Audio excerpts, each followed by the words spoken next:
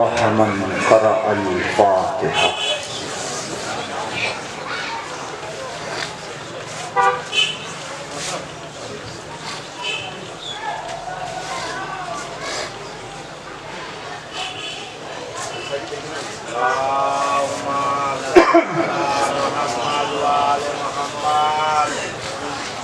حسبنا الله ونعم الوكيل، نعم المولى ونعم النصير. بسم الله الرحمن الرحيم.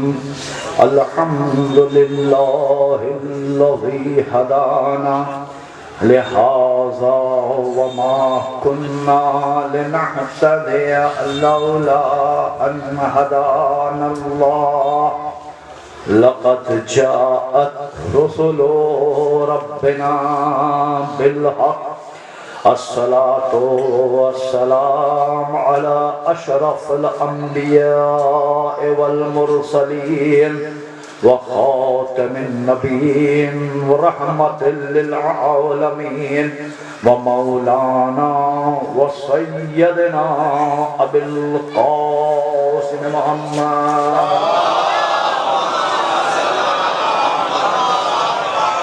وآله الطيبين الطاهرين المعصومين المظلومين الغر الميامين.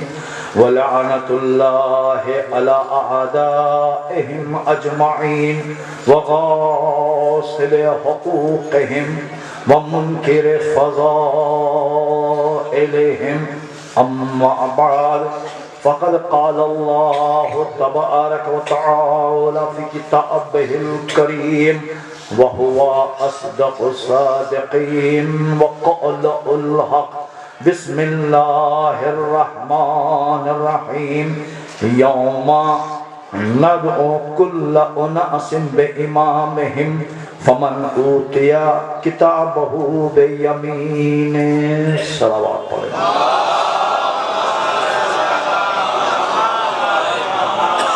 عزیزان محترم، سب سے پہلے میں علماء حضرات سے گزارش کروں گا کہ اصلاح فرمائیے گا. بڑے بڑے خطیب ماشاءاللہ سے بیٹھے ہوئے ہیں، سب دہنی طرف بائیں طرف بھی ہمارے بنگلہ خطیب ہیں، یمین و یسار. قبر کے اندر دو فرشتے آتے ہیں، منکر و نکیر یا مبشر و بشیر. سامنے دیکھیے آپ نے رکھ دیا. اگر انسان کے اعمال اچھے ہیں، ایک صلوات پڑھ کے محمد و آل محمد اور آگے چلیں آپ لوگ.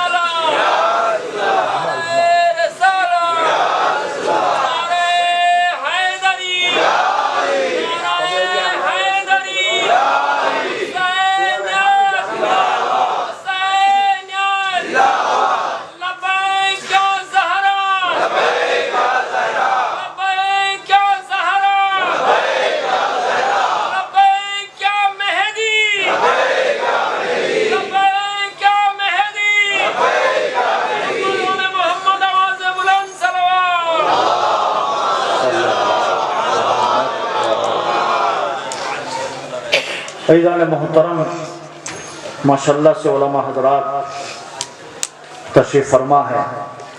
دامن وقت میں زیادہ گنجائش نہیں، بہت ہی اختصار کے ساتھ، چونکہ مسلسل آپ لوگ ذاکرین اور علماء سے سن رہے ہیں. لیکن آج کا دن بہت ہی قیامت خیز دن ہے. آج کا دن عاشور کے دن سے کم نہیں ہے کہ جس دن سید عالمیان کائنات کی ماں اس دنیا سے کلمہ گو مسلمانوں کی بنا پر روتے ہوئے چلی گئی اور مصائب کے جملے پڑھتی رہی. سبت علی المصائب لو انہا سبت علی المصائب وسرنا لیالیا. بس چند جملے اور ربط مصائب ارشاد رب کائنات ہو رہا ہے یوم ندعو کل اناس بامامہم، کہ ہم روز قیامت، روز حشر ہر انسان کو اس کے امام کے ساتھ بلائیں گے۔ فمن اوتی کتابہ بیمینہ، اور اس کے داہنے ہاتھ میں اس کے نام اعمال کو ہم رکھ دیں گے۔ فاولئک یقرؤون، اور جب وہ اسے پڑھے گا تو اس کے اعمال کی بنا پر ہم ذرا برابر بھی اس پر ظلم نہیں کرنے والے۔ اللہ تبارک و تعالی ہم لوگوں سے، بندوں سے صرف دو چیز مانگ رہا ہے۔ ایک، جب تم آنا تو اپنے ساتھ امام لے کر آنا، اور تمہارے ساتھ نام اعمال ہو تمہارے۔ لیکن اس نے پھر آگے پڑھ کر ایک بات اور کہی کہ امام لے کر آنا، لیکن تمہارا بنایا ہوا امام ہم قبول نہیں کریں گے کہ تم جس کو چاہو امام بنا لو، ہم ہر ایک کے بنائے ہوئے امام کو قبول نہیں کریں گے۔ انما یہدون بامرنا، انما ائمۃ یہدون بامرنا، وہ ائمہ جو میرے امر پر ہدایت کرنے والے ہوں، ہم ایسے ائمہ کو، ایسے امام کو قبول کریں گے جو میرے امر پر ہدایت کرنے والے ہوں، ہر ایک امام کو قبول نہیں کریں گے۔ اور جہاں اعمال کی باری آئی تو اعمال کے لیے اس نے کہہ دیا انما یتقبل اللہ من المتقین، ہم اعمال جو ہے صرف ہم تقوی والوں کے قبول کریں گے، متقین کے اعمال کو قبول کریں گے، ہر ایک کے اعمال کو قبول نہیں کریں گے۔ چونکہ آج ہمارا مزاج یہ ہے کہ جو چیز ہمیں اچھی لگتی ہے ہم کہتے ہیں یہی سب سے اچھا عمل ہے، جو چیز میری نظر میں سب سے اچھی ہو وہی چیز ہم کہتے ہیں سب سے اچھی ہے، سب سے بہتر یہی ہے۔ اپنے پسندیدہ اعمال کو ہم بہترین اعمال کہتے ہیں، پروردگار نہیں، تمہارا پسندیدہ نہیں ہو، میرے پسندیدہ اعمال جو ہوں گے، میری خواہش پر جو اعمال ہوں گے وہ اعمال قابل قبول ہوں گے۔ تم 24 گھنٹہ نمازیں پڑھتے رہو، وہ نماز قابل قبول نہیں جب تک میرے حکم کی تعمیل پر تم سر وقت ظہر کی نماز نہ پڑھو، میرے حکم کی تعمیل پر سر وقت مغرب کی نماز نہ پڑھو۔ جب میرے حکم پر عمل کرو گے وہ عمل قابل قبول ہوگا۔ اور پھر اس نے ایک جگہ اور کہا کہ جیسے یہ کہا اس نے انما ائمۃ یہدون بامرنا، ایسے ائمہ جو میرے امر پر ہدایت کرنے والے ہیں۔ قرآنی میں اس نے پھر کہہ دیا یدعون ائمۃ الی النار، ایسے بھی امام ہیں جو تمہیں جہنم کی طرف بلانے والے ہیں، ایسے بھی امام ہیں جو تمہیں جہنم کی طرف بلانے والے ہیں۔ ایک امام ہے جنت طرف لے کر جانے والا اور ایک امام ہے جہنم طرف لے کر جانے والا۔ اب ہمیں اختیار دے کہ ہم کس امام کو چنیں، اللہ کی طرف جو ہدایت کرنے والے اس امام کو چنیں یا دنیا نے جو امام بنا کر منتخب کر لیا اس کو ہم چنیں۔ اب جو دنیا نے امام بنایا اور جو اللہ نے امام بنایا، دونوں میں فرق کیا ہے؟ دونوں میں فرق معمولی سا فرق، چھوٹا سا واقعہ تاریخ کا، اور آگے بڑھتا ہوں میں۔ بعد رسول خلافت اس ثانیہ کا زمانہ ہے، 2 نمبر کا زمانہ ہے، مسجد نبوی میں بھیڑ لگی ہوئی ہے، لوگ جمع ہیں۔ ایک 18 سال کا کڑیل جوان آیا اور آگے کہنے لگا خلیفہ وقت سے کہ میں جب چند ماہ کا تھا میرے باپ نے کچھ امانت بیت المال میں رکھی تھی اور میرا باپ اب مر گیا، میں جوان ہو گیا ہوں، لہذا وہ مال مجھے دے دیے۔ جب یہ کہا تو خلیفہ وقت نے کہا کہ تمہارے پاس کوئی ثبوت ہے کہ تمہارا باپ مر گیا؟ اس نے کہا ثبوت ہے۔ کہا کیا؟ کہ میری ماں ہے، ماں کو بلاؤ۔ ماں کو بلایا گیا، ماں نے گواہی دی ہاں یہ میرا لڑکا ہے، اس کا باپ جو مرا وہ میرا شوہر تھا اور اس کے باپ نے ایک امانت آپ کے بیت المال میں رکھی تھی، اسے واپس کر دیے۔ کہا نہیں، گواہی اور لے کر آؤ، اور گواہ لے کر آؤ۔ تو اس نے بستی والوں کو پیش کیا، یہ سب گواہ ہے۔ کہا نہیں، ہم ایسی گواہی کو قبول نہیں کریں گے۔ کہا تم اپنے باپ کے شجرے کو ثابت کرو، نسب کو ثابت کرو، وہی تمہارا باپ تھا۔ جب یہ جملہ کہا تو اس کی آنکھ سے آنسو بہنے لگا، رونے لگا۔ اب آپ بولیے اس مجمع کے اندر سے چھوٹا سا بچہ اگر روتا ہوا باہر نکل جائے تو کوئی دیکھے گا تو یہی کہے گا کہ کوئی گر گیا ہوگا، کوئی شیطانی کی ہوگی، کسی نے تماچا مار دیا ہوگا، یہی ہوگا۔ لیکن ایک کڑیل جوان 18 سال کا لڑکا جوان یہاں سے روتے ہوئے نکلے، بلکتے ہوئے نکلے تو ہر ایک پوچھے گا بھائی کیا بات ہے، کیوں رو رہے ہو، کس وجہ سے رو رہے ہو؟ تو جوان سے جب پوچھا کہ تمہارے باپ کا شجرہ کیا ہے تو جوان کی آنکھ سے آنسو بہنے لگا، روتے ہوئے مسجد سے باہر نکلنے لگا۔ لوگوں نے پوچھا کیا بات ہے؟ ہے؟ کہ خلیفہ وقت کے پاس میرے باپ نے مال رکھا تھا، آج وہ انکار کر رہا ہے، کہہ رہے کہ اپنے باپ کو ثابت کرو، اس کے بعد مال لے کر جاؤ کہ وہی تمہارا باپ تھا۔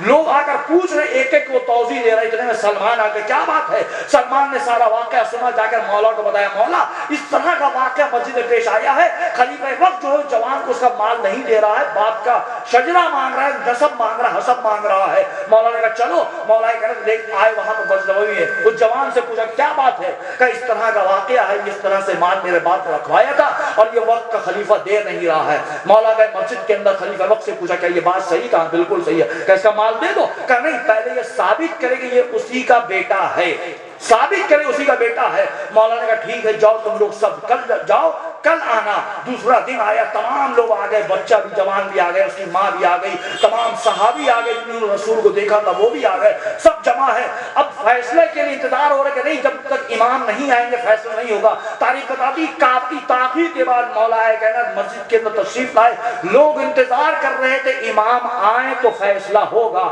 آج ہم سب انتظار کر رہے ہیں امام آئیں گے تو فیصلہ ہوگا۔ صلوات پڑھے محمد و آل محمد۔ مولا کہنا تو پھر جوان سے دوبارہ اس واقعے میں پوچھا، اس جوان نے واقعہ بتایا اس طرح کا واقعہ ہے۔ مولا کہنا مسکرائے، مسکرانے کے بعد کہ تم اپنے باپ کی قبر کو پہچانتے ہو؟ بولا ہاں بالکل پہچانتے ہیں۔ کہ کہاں قبر ہے؟ کہ فلاں قبرستان میں قبر ہے۔ کہ قبر کو پہچان لو گے؟ کہ ہاں بالکل پہچان لیں گے۔ مولا نے کہا جاؤ گورکھن کو بلا کر لے کر آؤ، جو قبر کھودتا ہے گورکھن کو بلا کر لے کر آؤ۔ گورکھن کو بلایا گیا، اب لوگ پریشان، یہ کون سی بات ہو گئی؟ فیصلہ کرنا اس کے مال کا بلایا جا رہا ہے گورکھن کو۔ مولانا کا فیصلہ قبرستان کے اندر ہوگا۔ اب تمام لوگوں کو لے کر قبرستان کے اندر چلے گئے، گورکھن بھی گیا۔ اب خلیفہ وقت بھی پریشان کہ بھئی اس سے گورکھن سے کیا ربط ہے؟ گورکھن کیسے فیصلہ کرے گا؟ کیا فیصلہ کرے گا؟ دنیا 1400 سال کے بعد جہاں پہنچ رہی ہے، میرا مولا 1400 سال پہلے بتا کر چلا گیا کہ کسی کے علم جینیٹک کو، ڈی این اے کو پتہ چلانا ہے، کیسے پتہ چلا؟ ہم بتاتے ہیں۔ مولا نے اس سے پوچھا صاحب کی قبر کون سی ہے؟ کہ فلاں قبر ہے۔ گورکھن کو کہا قبر کھودو۔ گورکھن نے قبر کھودی، جب قبر کھودی تو پرانی ہڈی نکلی، صرف ہڈی نکلی۔ یہ کیا ہے؟ کہ ہڈی ہے، کہ ہاتھ میں لی، ہاتھ میں لے کر جوان کو دیا، اس جوان کے ہاتھ میں جیسے کہ کیا کرے؟ کہ سونگو اسے۔ جیسی اس نے سونگا، اس کی لکیر پھٹی، چند قطرے خون کے بہنے لگے۔ بعد ما جاءک من العلم، اس کے آخری کا جملہ فنجعل لعنت اللہ للکاذبین، جھوٹوں پر خدا کی لعنت ہو۔ مباہلے کے لیے آیت نازل ہوئی تھی، مباہلہ ہوا تھا؟ مباہلہ تو ہوا نہیں۔ اسقف اعظم نے سلنڈر کر دیا کہ نہیں، ان سے مباہلہ نہ کرنا، یہ وہ نور ہیں کہ اشارہ کریں درخت اپنی جگہ سے چلتے ہوئے نظر آئیں گے، یہ وہ انوار خمسہ ہیں کہ اشارہ کر دے کنکریاں تسبیح پڑھتے نظر آئیں گی۔ نصارہ تھے لیکن اہل بیت کی معرفت کو رکھتے تھے، اہل بیت کو پہچانتے تھے کون ہے اہل بیت۔ ایک جملہ اور کہا تھا اسقف اعظم نے کہ دیکھو رسول جو آ رہے ہیں اگر وہ حق پر ہوں گے تو اپنے اہل بیت کے ساتھ آئیں گے، اور اگر اپنی بات پہ حق پہ نہیں ہوں گے تو اپنے دوست اور صحابہ کو لے کر آئیں گے۔ کیوں؟ کہ دوست اور صحابہ جھوٹے ہو سکتے ہیں، اہل بیت جھوٹے نہیں ہو سکتے۔ حق پر ہوں گے تو اہل بیت کو، جیسی رسول کو دیکھا کہ اہل بیت کے ساتھ آ رہے ہیں کہ ان سے مباہلہ نہ کرنا، جزیہ دینے کے ٹیکس دینے تیار ہو گئے۔ اب جب جزیہ دینے کی تیار ہو گئے، ٹیکس دے تیار ہو گئے، تو یہ آیت جو اتری ہے فَنَجْعَلْ لَعْنَتَ اللَّهِ الْكَاذِبِينَ، جھوٹوں پر خدا کی لعنت ہو، تو کون ہے وہ جھوٹے لوگ؟ کوئی تو ہوگا، نجران تو ہے نہیں۔ کیوں مولانا غلط تو نہیں پڑھ رہے نا؟ کوئی زبان میں بولی ہے سلوات پڑھے۔ علماء بیٹھے، علماء کی تعریف لینا ضروری ہے۔ جب ذاکرین علماء کی تعریف لیتے ہیں تو ہم طالب علم میں تعلیم تو لے ہی سکتا ہے۔ فنجعل لعنت اللہ کا، جھوٹوں پر خدا کی لعنت۔ کون ہے وہ جھوٹے لوگ؟ اہل بیت علیہ الصلوۃ والسلام مفسر قرآن ہیں۔ اگر اہل بیت نہ ہوتے تو قرآن کی تفسیر ہم تک نہیں پہنچتی۔ اس میں ایک شہزادی کونین ہے جو محدثہ بھی ہے، مفسرہ بھی ہے۔ اگر شہزادی نہ ہوتی تو بہت سی آیتوں کی تفسیر ہم تک نہ پہنچتی۔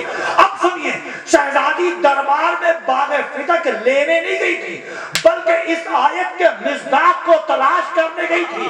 شہزادی دربار میں جا کر باغ فتق مانگا، جب انہیں انکار کیا کہ آپ صحیح نہیں بیان کر رہی ہیں، یہ فتق آپ کا نہیں ہے، آپ بحق نہیں ہے، شہزادی نے وہیں پر یہ آیت پڑھی فَنَجْعَلْ لَعْنَتَ اللَّهِ الْكَاذِبِينَ، جھوٹوں پر خدا کی لعنت ہو۔ یہی وہ لوگ ہیں جن پر اللہ لعنت بھیج رہا ہے. صلوات پڑھے محمد و آل محمد. یہی وہ لوگ ہیں. ایمان لانا اور ہے، خاتمہ ایمان پر ہونا اور ہے. اور جو خاتمہ جن کا ایمان پر نہ ہو، صرف ایمان لے کر آئے اور رسول کو پیٹ دکھا دے، رسول کے خلاف بولے، تو قرآن پھر ان کے لیے کہہ رہا ہے لا تسمع الموتى. اے میرے حبیب، یہ مردہ لوگ ہیں، ان سے بات نہ کرنا. یہ مردہ لوگ ہیں، ان سے گفتگو نہ کرنا. کلمہ پڑھ لینا کافی نہیں ہے، رسول کی اتباع ضروری ہے. اور رسول نے کہا جس نے فاطمہ کو اذیت دی اس نے مجھے اذیت دی. بس زحمت تمام. کون شہزادی 18 سال کی عمر میں ہاتھ میں عصا گیا تھا، بال سفید ہو گئے تھے. 18 سال کی عمر میں شہزادی نے تمام حقوق کو ادا کیا. شوہر کے حقوق کو ادا کیا، باپ کے حقوق کو ادا کیا، ماں کے حقوق کو ادا کیا، اولاد کے حقوق کو ادا کیا، کنیز کے حقوق کو ادا کیا. سارے حقوق کو ادا کیا، یہاں تک کہ مدینے کی عورتوں کے حقوق کو بھی شہزادی نے ادا کیا.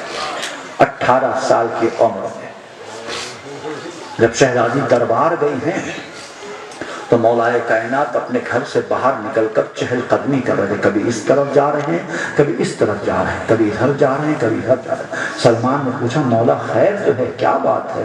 تو سلمان فاطمہ دربار گئی ہے. سلمان فاطمہ دربار گئی ہے، کافی دیر ہو گئی ہے. اور جب شہزادی واپس آئی ہے ایک مرتبہ علی و فاطمہ ہم نے یہ سنا کہ آپ دربار میں جانے کے بعد پہلے بہت روئی ہیں، گریہ کیا ہے، کس بات پر گریہ کیا؟ فاطمہ نے کہا اے علی میرے سرطان، جب میں دربار گئی تو مجھے دیکھ کر کوئی کھڑا نہیں ہوا.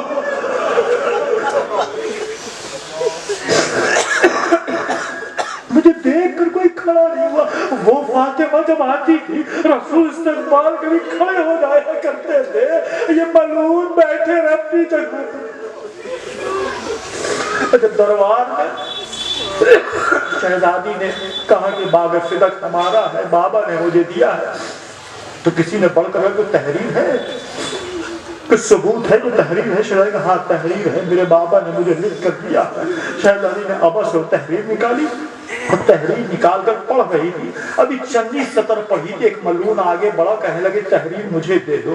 شہزادی کا نہیں، میری تحریر تمہارے حوالے نہیں کروں گی، قسم خدا کی تاریخ کا جملہ ہے. اے میرے سادات بھائیو مجھے معاف کر دینا. ایک تاریخ کہتی ہے جیسی شہزادی نے کہا کہ تحریر تمہارے حوالے نہیں کرے، ایک ملعون کھڑا ہوا، ایک ہاتھ اوپر اٹھایا، تماچا رسی کیا، تحریر کو لیا اور پارا پارا کر کے زمین پر پھینک دیا. شہزادی دربار میں طلب رہی، روزی کو پرسا دے دو شہزادی کو. جزاکم اللہ خیر جزا. علامہ کفایت حسین صاحب جب مسائل کے جملہ پڑھتے تھے، پڑھتے پڑھتے مقام پر رک جاتے تھے اور رکنے کے بعد اپنی جیب سے ایک پرچی نکالتے تھے، اسے پھاڑتے تھے، پھاڑ کر زمین پر پھینکتے تھے اور پھر منبر سے اتر کر اس پرچی کو جمع کرتے تھے. جمع کر کے دوبارہ منبر پہ آتے تھے اور پوچھتے تھے بتاؤ اس پرچی کو جمع